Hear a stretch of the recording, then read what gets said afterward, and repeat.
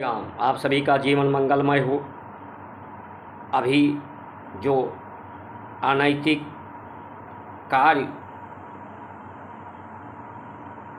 नेताओं के जो नीतियां हैं वो अनैतिक हो गई हैं। प्रशासनिक अधिकारियों की जो नीति है वो अनैतिक हो गई है और उसके अनैतिक होने के कारण क्योंकि संविधान और ये नेता प्रशासन ही सबके जीवन को नियत करती है, निश्चित करती है। जब इसकी नियत अनैतिक हो जाती है तो पूरे देश के लोगों का नियत अनैतिक हो जाती है। प्रकृति अनैतिक कार्य करने लगती है। प्रकृति की अनैतिकता जो प्रकृति को अशुद्ध कर दिया गया है, जहर से भर दिया गया है, जिससे ऑक्सीजन में कार्बन मोनोऑक्साइड कार्बन से ऑक्सीजन में जगह नहीं है।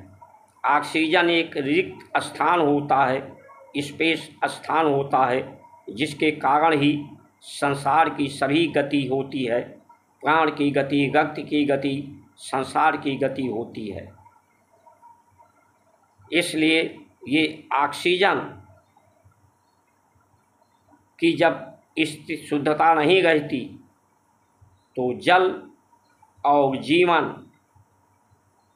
पर अनिश्चय छा जाता है और प्रकृति इसी अशुद्धता को शुद्ध करने लगती है, जिसको मनुष्य ने ज़रूरत से ज़्यादा अपनी ज़रूरतें बढ़ाई, जिसके कारण प्रकृति अपने को शुद्ध कर रही है, अनैतिक कार्य को समाप्त कर रही है।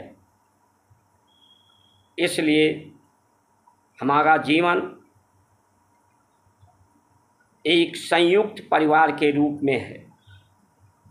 इस परिवार में पूरा जगत शामिल है। परमात्मा की शक्ति, परमात्मा, आत्मा, प्रकृति, धरती, संसार के लोग, माता पिता, गुरु, सभी के सहयोग से, निस्वार्थ सेवा से का आधार यही सत्य है, यही सत्य का निश्चय है, यही नैतिकता है। किसी का जीवन पर्सनल नहीं है, व्यक्तिगत नहीं है और एक परिवार की तरह से समान व्यवहार जो ग्रहों का गुण है, गुणों में अंतर है, इसलिए इसे दोष कहा गया है। इसके गुणों के प्रभाव को शुद्ध करके, पवित्र करके, गुणों को निर्गुण करके, सगुण करके सब समानता, सम्मान, समृद्धि, स्वस्थ रहने, संतुष्ट रहने, समर्थवान रहने का ये निश्चय हमारी भारत की संस्कृति करती है। इसलिए अब हम लोग जात पात, धर्म, देश के आधार पर बटे नहीं, लड़े नहीं। इस प्रकृति को शुद्ध करने में अनैतिक कार्यों को करना बंद करें, अनैतिक नेताओं को चुनना बंद करें। कोई भी चर्चा इस समय ये जो अनैतिकता बढ़ रही है के कारण बीमारी बढ़ रही है, बीमारियों की संख्या बढ़ रही है, बेरोजगारी बढ़ रही है, अन्याय बढ़ रहा है, चारों तरफ अनीत बढ़ रहा है। इस पर कहीं कोई नेताओं के द्वारा, मीडिया के द्वारा, संतों के द्वारा कोई चर्चा और इसका समाधान के लिए एकजुटता कहीं दिखाई नहीं पड़ती, क्योंकि जीवन को एक व्यापार बना दिया गया है। जुआ का व्यापार, आज शिक्षा व्यवस्था एक जुआ बन गई है। निश्चय नहीं है कि पढ़ लिख करके आपको नौकरी मिलेगी, इतना धन संपदा श्रम खर्च करने पर। उसी तरह से स्वास्थ्य व्यवस्था की है, उसी तरह से न्याय व्यवस्था की व्यवस्था है, उसी तरह से राजनीति की व्यवस्था भी अस्थिर है।